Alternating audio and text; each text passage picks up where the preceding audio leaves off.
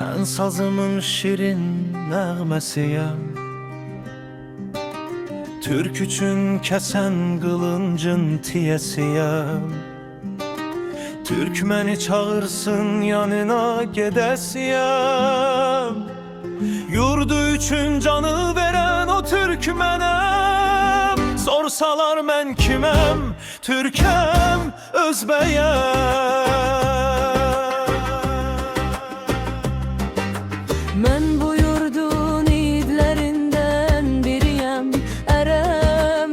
Düşmənin ola yenə də baş əymərəm. Vətən, millət, sevgim dünya qədər az bilərəm. Mən bitməz Koroğlu nərəsiyəm. Sorsalar mən kiməm, Türkəm, Azarəm.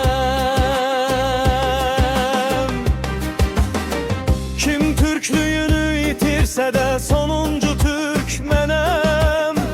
Bu yolda ölərəm bəlkə, amma tükənmərəm.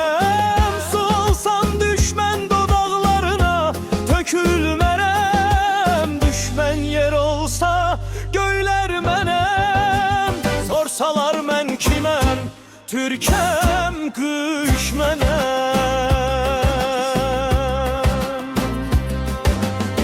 Düşmən yolu üstündə mən dağam. Tariximə çəkiləm qaralara, inat mən aram. Sözü susturulan türklər əvəzinə mən sağam.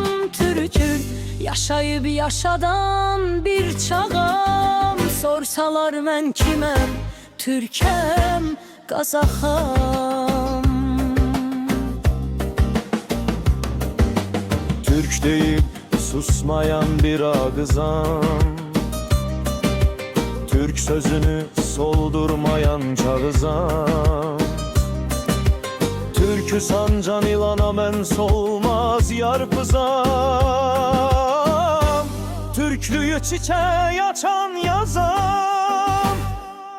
Türklüyü bar veren payızam.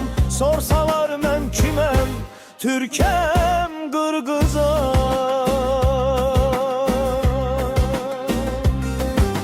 Qəlbimdə həsrət adlı acı duyuram.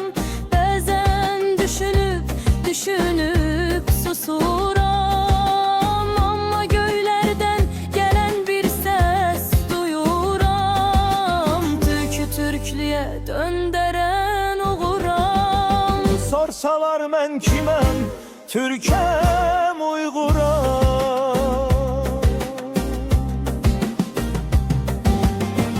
Yoluma çalanıb qarlıqam, buzam.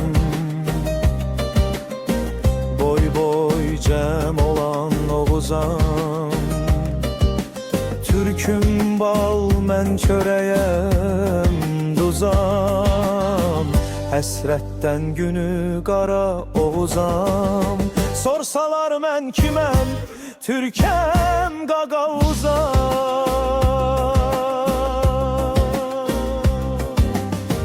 Vətən çağırsın soyumu, ulusuma qataram. Şirin yuxuma gərəksə haram qataram. Düşmən yolu üstündə səngər qurub qalaram. Türküm hay versin, hayına çataram.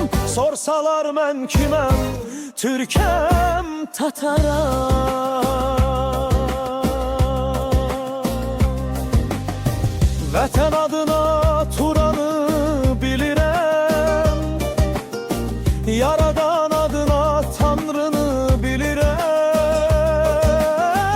Nə adına sazlı türkülər bilirəm. Türkün Türk deyən səsi mənəm. Bir də sorsalar mən kiməm, tək bir ismim var, Türkəm.